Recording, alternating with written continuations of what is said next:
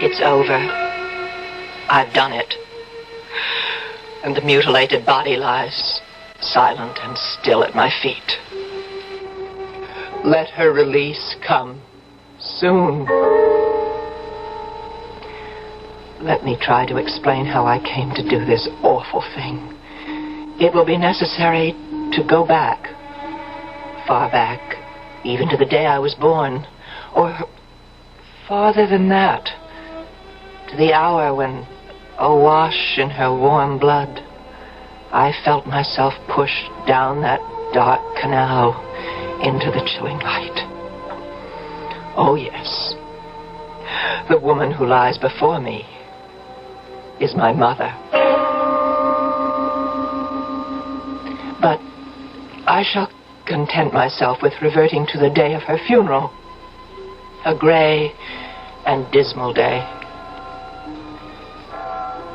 A long line of villagers passed by the open coffin. I waited with my father until the last of them should have finished viewing the corpse. Marie isn't here. She will be, Father. And Peter? Oh, I'm not so sure about Peter. His own mother not to be here? He's drowning his sorrow, I think. Oh, you were right about Marie. Here she comes. But how strange she looks. How quite distraught. I wouldn't know why. She never had any affection for her mother-in-law. Shh. Hello, Marie. We were worried. I'm not too late, am I? No, the funeral hasn't even started. I mean, they haven't closed the coffin. Not yet. Good. I suppose Peter's... Where does your brother go when he's needed somewhere? To a bar. I know. At least today, Marie, try to think kindly of your husband. You think kindly of him? He's your son. Shh. We can move up now. Marie, you go first. No. Let your father go first. Father? Oh, all right. How sad. How small he looks.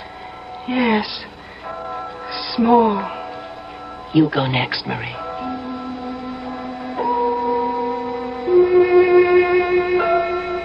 Marie stood for a second or two by the open coffin, then moved on. Now it was my turn. My eyes filled suddenly with tears. And when I looked down at the quiet body, the expressionless face of my mother, I could scarcely make out her features.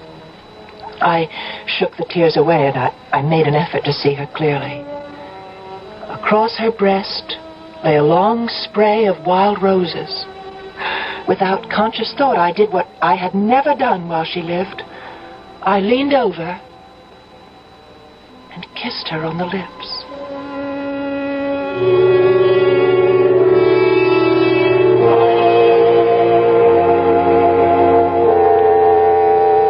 The funeral was over.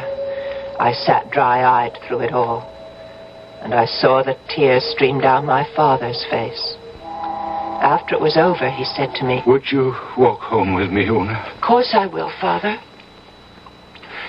Do you think you could stay and talk for a while?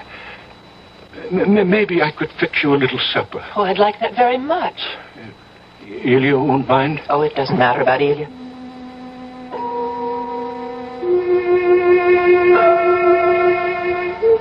I took his hand. He let me have it like a trusting child. And we started down the road. The familiar landscape had embraced me all my life. And now it brought back sights and sounds from long ago. And on this day, most particularly, the sight and sound of my mother as I had known her. I saw her handsome, flushed face. I heard her voice. How sharper than a serpent's tooth to have a thankless child. Oh, what have I done that was so wrong? Why am I being punished? To be given a daughter with no shame, no morals, no sense of decency. My father trudged on beside me without speaking. His tears had dried. He looked as he'd always looked. Very sweet, very simple. She had been the single love of his life. I had never heard him speak of any other woman. He'd fallen in love with her when she was 16 and waited 5 years to marry her. It was my mother who got me to marry him. But he wasn't really of my world. Nothing intellectual about him. What could you expect of a farmer? But marry him she did. And he never asked for anything else. The 2 children she bore him, first my brother Peter, then me, well, we were simply 2 minor gifts she added to the supreme one of herself. And Peter always belonged more to her than to him. It's hell to be poor, Peter. Never let it happen to you. Oh, the stories I could tell you about what poverty can do to the ardent soul. It took Peter a while to get started, but once he got his foot on the ladder, he climbed steadily to the top. And along the way, he married the prettiest girl in town, the dark-eyed Marie. We're here, Una. What? You were dreaming. We're at the house. Oh, yeah, I must have been dreaming. Oh, it's a long time. Very long time since you've been in the old house. 2 years. You're happy living with Elia? I don't ask to be happy. But you're pleased with the arrangement? It pleases us both. Go on in. It looks the same. Well, nothing's changed. Can I get you something? A hot drink? No, you sit down and I'll get you something. Oh, take off your coat. Let me help you. Yes, thank you. What's this? What's inside your coat? What? Oh, that I forgot. Well, it's sewn in. Did you do that? What is it? Well, it's a sprig of blackthorn. Well, that's what I thought. Why is it sewn inside your coat? Marie put it there. Well, what on earth for? Una, sit down now. You know, Marie's a strange girl. She came here from another country and where they believe strange things. Such as what? Well, you must know. Elia must have told you. Elia's parents were gypsies, but he's not. But he hasn't forgotten, has he? What they believe, the gypsies. You don't mean that you... They believe in the living dead. The dead who refuse to die. You mean vampires? That is what you mean, isn't it? I never said I believe. But you let her sew the blackthorn into your coat? But I couldn't stop her. But why now? Why today? Oh. You don't mean... Mother?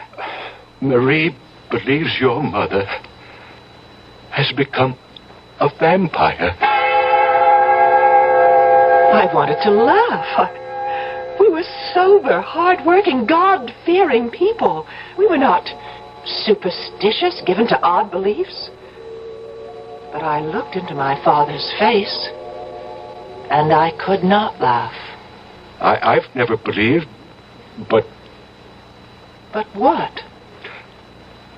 I have heard that people of great energy, enormous will, with a surpassing belief in themselves, these are the people who will not die. They refuse to die. When death is upon them, they are so angry that they will not submit. You know, Una, what energy your mother had, what a dominating person she was, how much she believed in herself. She never believed in us, only in herself. That's the way she was. And they say that people like that would rather live the evil life of a vampire than not live at all. Well, I can't believe it. It's horrible. Well, I don't want to believe it, but Marie seems so sure. Well, I'm going to talk to her right now. I won't stay for supper, but forgive me. I have to get this terrible notion out of Marie's head before she infects anyone else with it.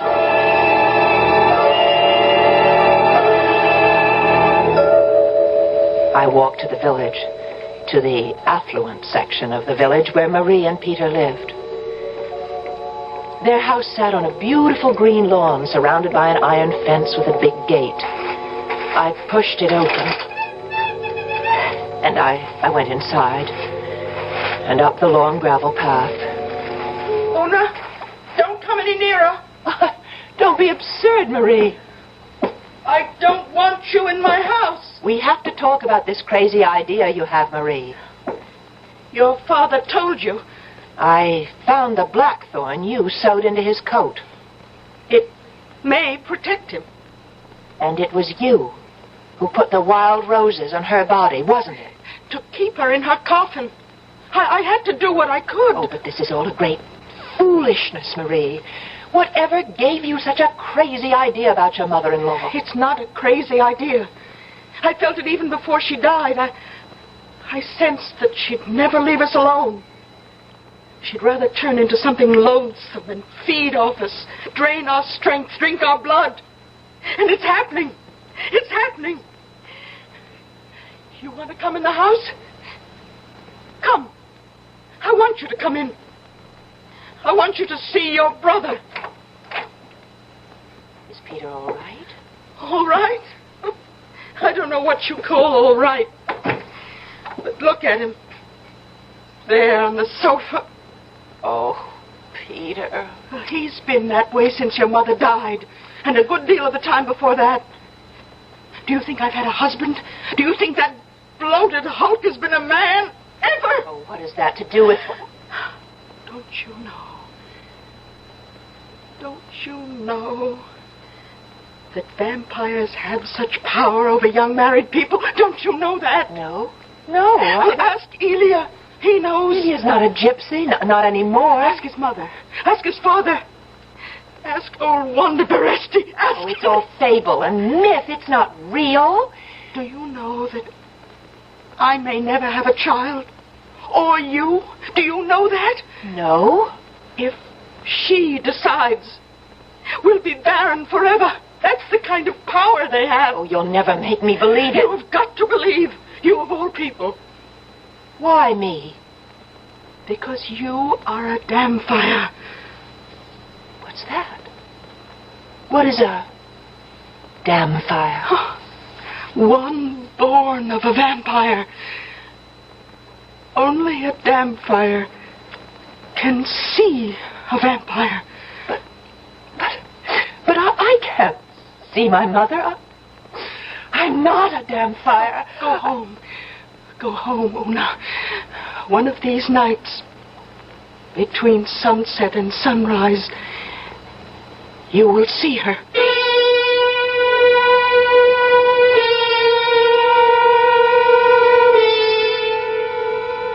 Vampires.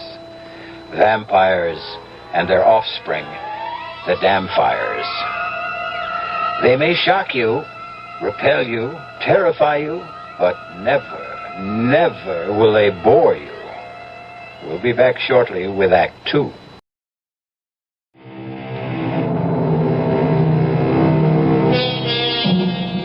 At the end of Act 1, Una decided to return to Elia, her gypsy lover. A gypsy from the remotest regions of Transylvania, where all the best vampires come from. At least all the best stories about vampires come from there, and Elia knows them all. But they're all superstition, Una. Handed down from generation to generation. You don't believe them? I used to when I was very young. You see, the stories were always about very, very powerful people. I think they couldn't get used to the idea that very powerful people could actually die.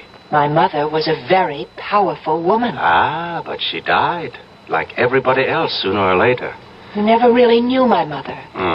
I wasn't welcome in her house. I think I only came here to live with you to spite her. All my life she told me how immoral I was, how wicked, how filled with wild desires. And you were? Yes. And you knew where to take those wild desires, didn't you? Yes. And what man to give them to? Yes. Well, lucky me. It was to show her. To say yes to her. Yes, I am like that. Yes, I'm what you say. Yes, I'm loose and immoral and wicked and all those things. And yes, you're right not to love me because I'm not lovable. I'm hateful and vile. No, yes. No, you are not hateful. Oh, you don't know. I know enough. Lie still now. Let me hold you. Yes. Hold me.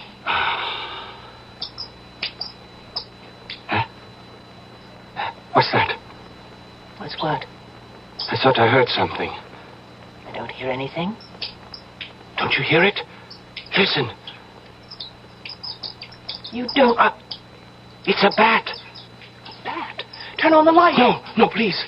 I don't want to see it. Ilya, get rid of it. I won't touch it. What are you doing? I'm putting on my clothes. Why? Why? It's your mother. It's your mother, Una. She's back. It's not. You said you didn't. Never mind what I said. I was wrong. It's a bat in the rafters. It's not my mother. How do you know? How do you know for sure? Be. The old women were right. They come back, you see. No. They come back to live off the living and suck our blood. Ilya, where are you going? To my mother's house. Ilya, don't go. Ilya. Mother?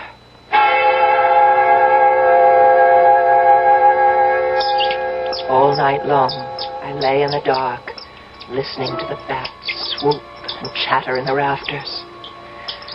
Sunset to sunrise, I lay awake and listened.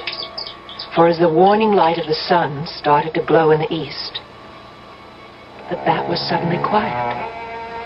Hadn't Marie told me that the old stories all agreed that vampires could only venture out between sunset and sunrise? The bat was gone. And I was alone.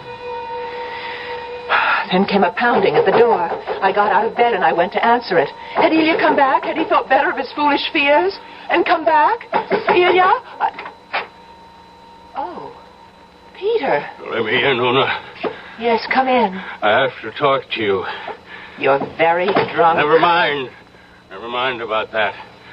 I have to ask you something important. Well, first tell me why you didn't come to our mother's funeral. Never mind about that either. Marie was there. Marie was not there.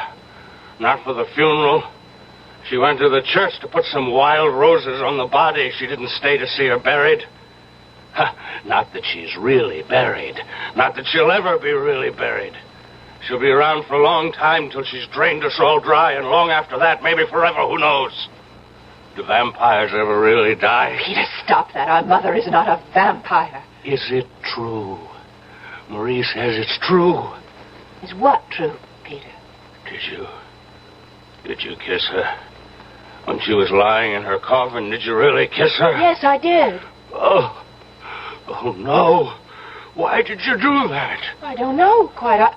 I think it was because I'd never kissed her before, and I was sorry that I hadn't. Don't you know what you've done? I haven't done anything. You've put your lips to her poison. You've made yourself like her. I haven't done anything. I said goodbye to her. I kissed her goodbye, that's all. Don't you know that vampires spread their foul contagion on the living? Isn't it bad enough that you and I are damn fires just because she gave us birth? Stop it. I don't want you to talk this way. You and I can see her. Have you seen her? Of course I haven't. I have.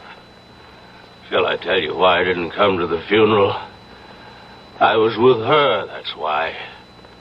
She came to my room and stood in the door. She was very beautiful. She had on her white lace dress, and she smiled at me. You were drunk. She didn't mind. She just smiled. But then her smile grew wider and wider till the whole room was filled with her smile. It took away the sunshine. I tell you, Una.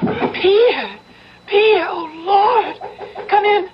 Peter, are you all right? Come in. The door's not locked.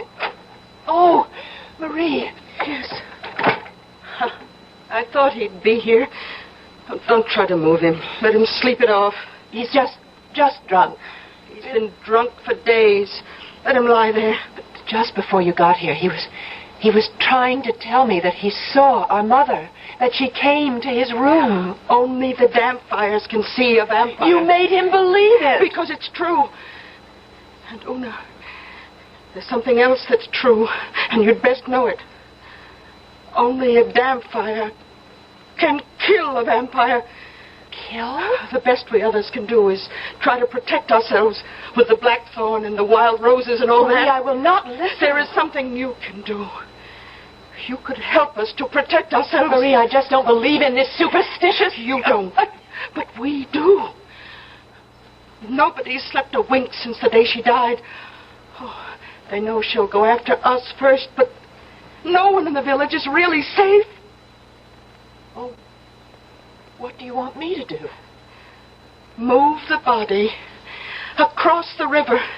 What for, in God's name? Wanda Beresti says it's very difficult for a vampire to cross over water. I don't believe any of this. I don't believe it's happening. Well, it's happening, all right.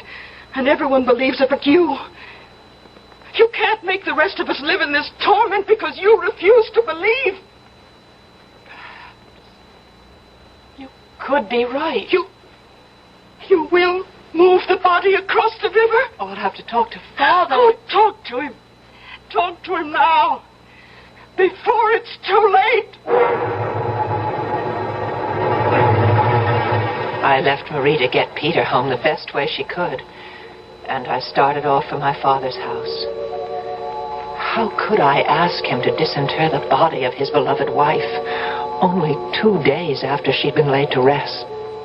What kind of daughter would nourish the horrid thought in her father's mind that his wife might be a vampire? Oh, how I needed someone to tell me what to do. Una! Hello, Father. May I come in? Of course you may come in. Oh, I'm so glad to see you. You're all right, aren't you? Yes, I'm all right. Una, can you stay for a little while? As long as you like. Oh, good. I could make a little supper if you could stay that long. Father, Peter came to see me today. Oh? How was he? Drunk. But not so drunk that he couldn't say what he came to say. And what was that? That I had contaminated myself when I kissed my mother's mouth as she lay in her coffin. Oh, my dear girl. Do you believe that, Father? Oh, my dear, I'm so confused. You do believe it? I don't know what to believe anymore. And Marie came to see me, too. Oh, yes? Well, what did she want? Marie wants Mother's coffin moved to the other side of the river. Oh, your mother is buried in the family plot. I promised her. Why does she want the body moved? Marie says that to cross water is very hard for vampires.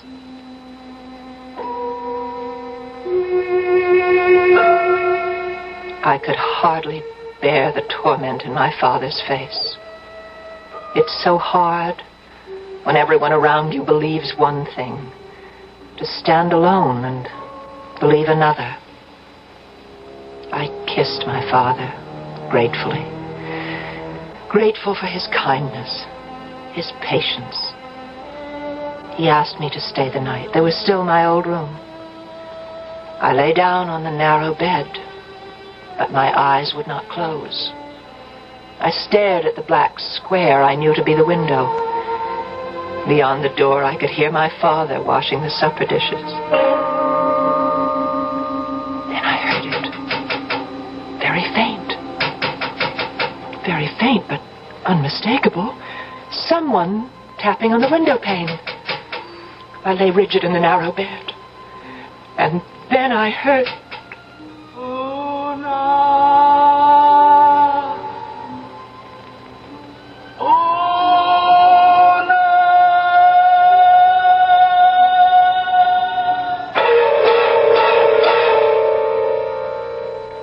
Is that how a vampire sounds?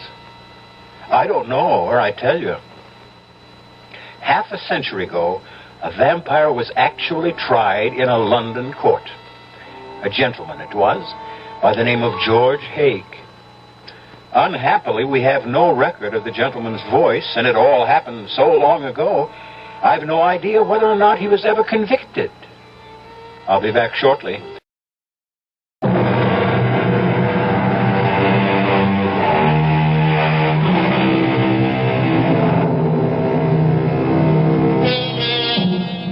When I was very young, I thought, how convenient and how very right that we had entered into the age of enlightenment, leaving occult fantasies behind.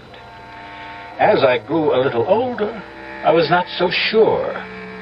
Now that I'm quite grown up, I am not sure at all but what the dreams and frenzies of an earlier time did not serve its people as well or better than mine are serving me.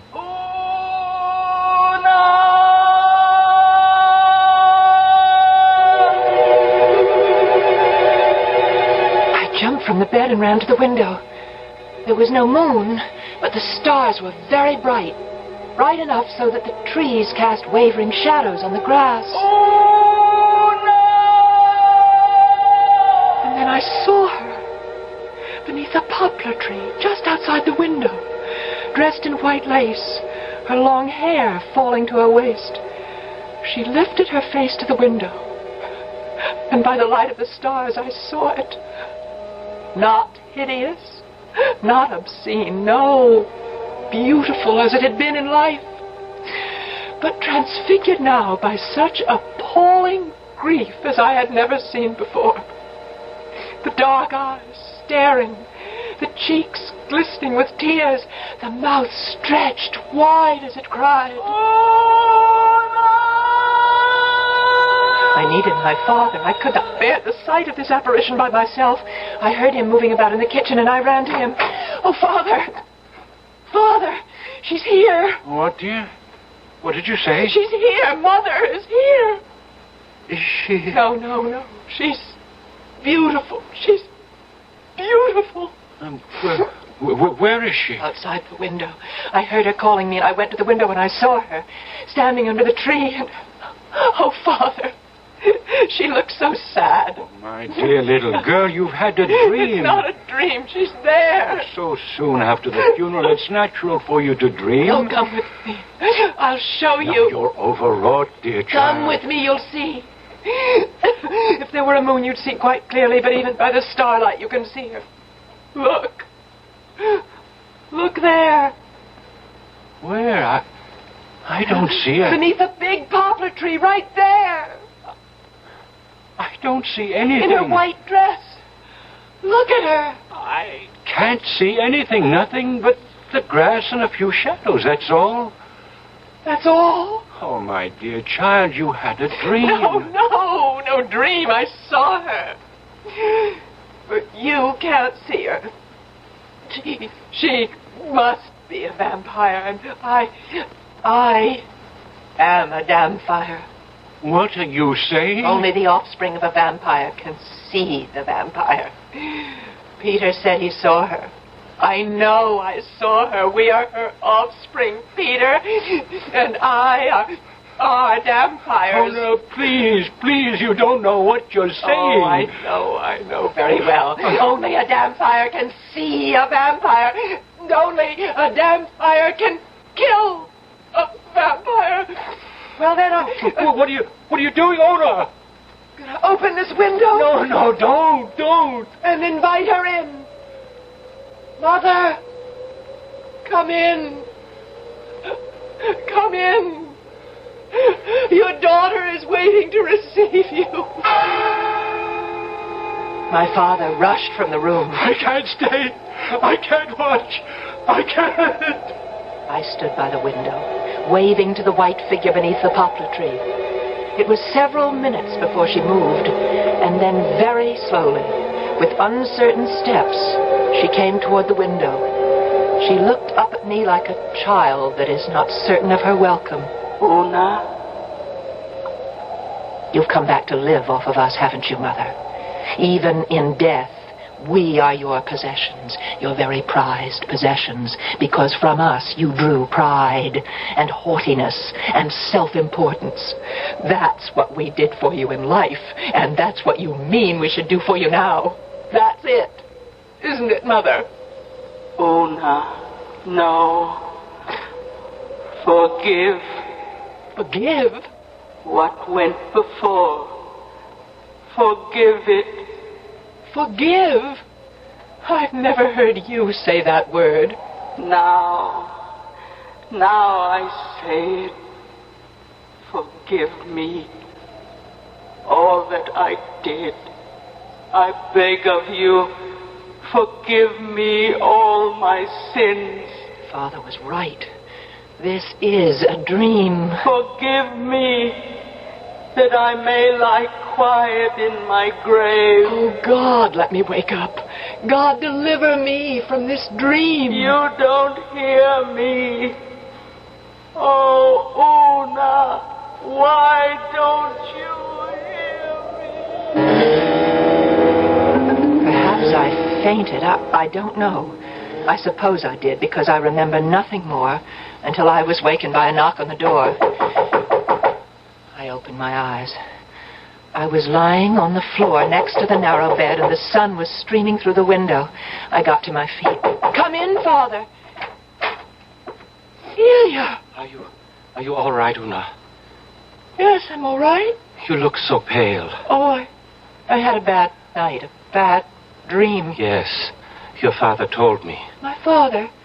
He went to fetch you. That's why you're here? I would have come back to you anyway. I only went to see my mother to ask her what she knows about vampires. All the old women were there.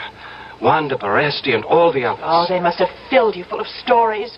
Una, when a whole town believes that a vampire is loose, they become terrified.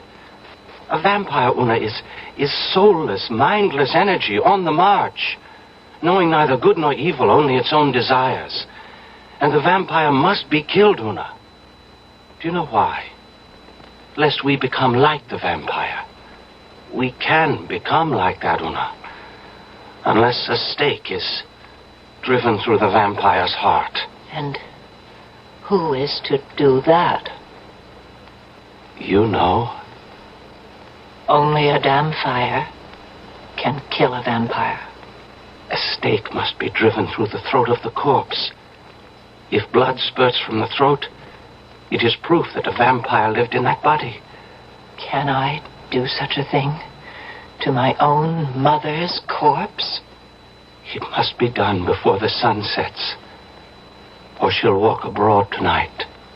Ilya, do you know that I thought she was here last night, in this very room?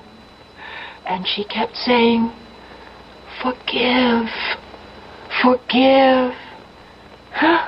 And then, of course, I knew it was a dream, because my mother would never say such a thing as forgive. She was asking you to forgive her? Imagine a proud woman like my mother to say a thing like that. You heard her say, forgive me? In my dream, yes. I suppose it's because I hated her so much in life. I liked the idea that she was sorry for all the grief she'd caused us. Una, listen. While I was at my mother's house, she told me that there had been cases now and then where a dead person returned night after night and terrified everyone because it was taken for granted that the dead one had become a vampire. But it wasn't always true. There were times when the dead one was what they call a returner. A returner? What is that? One who comes back, so my mother says, to ask forgiveness. Are you telling me that my mother did come back last night, asking to be forgiven? That it was no dream? It's possible, isn't it? And if it is true, if she is a returner? You must get a writ of absolution from the bishop and place it on her body. How can I tell? How can I know that she is a returner and not a vampire? You'll have to go through with it before sundown. Oh, no. No. drive a stake through my own mother's throat. Una, more than half the village believes your mother has become a vampire. Marie wants you to move her body across the river. And even my father is wearing the blackthorn in his coat. And even I. When I heard the bat in the rafters, I thought it might be your mother. You must have the grave opened, Una, and the coffin. And before the sun goes down, you must drive the stake into your mother's throat. Then we shall see whether she is a returner or that foul creature of the night, a vampire.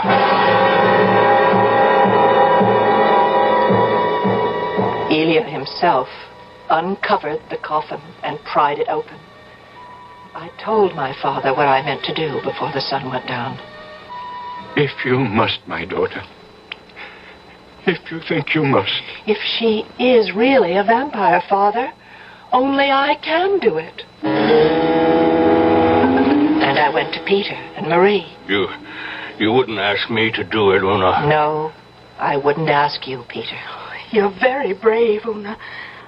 I'd have been content if you'd only moved her body across the river. There's so much talk in the village. So much fear, so much horror. We must settle this thing once and for all.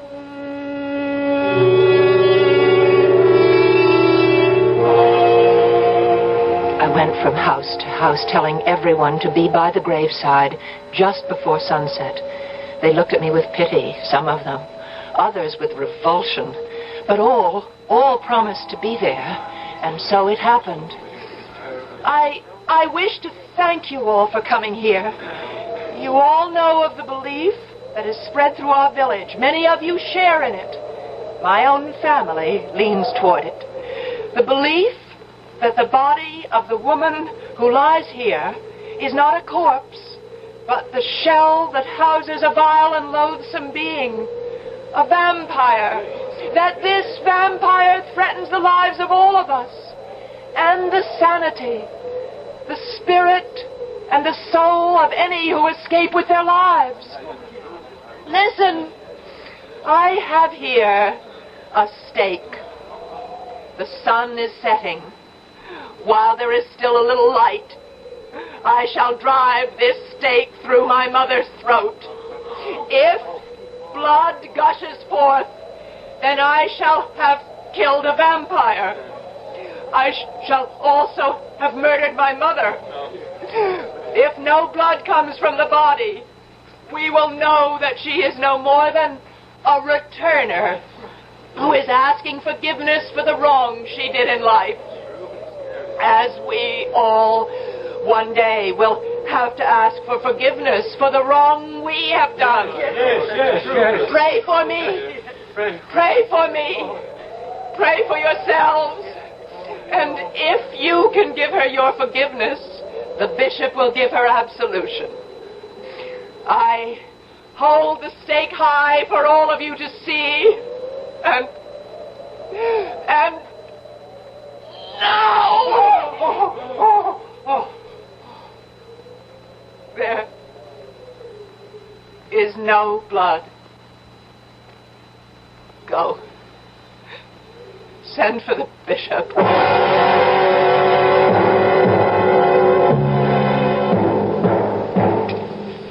It's over. I've done it. And the mutilated body of my mother lies at my feet. Oh, let her release come soon.